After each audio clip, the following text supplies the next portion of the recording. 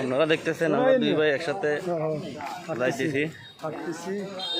এটা হচ্ছে আমাদের ঐতিহ্যবাহী সোনাইমুড়ি নোয়াখালী উপজেলা ভূমি অফিসের সামনে দিয়ে আমরা যাইতেছিলাম।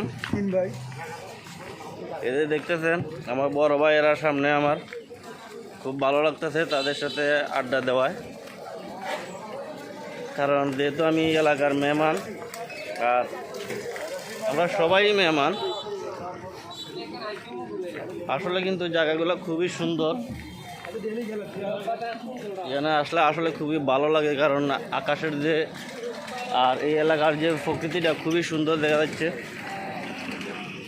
আবার যেখানে সেখানে আবার কিন্তু এই যে মাটির দলায় এসে রাখা আছে, যেখানে উষ্টা খাইয়া পড়বেন আবার দেখে। আমাদের সাথে আমার আছে।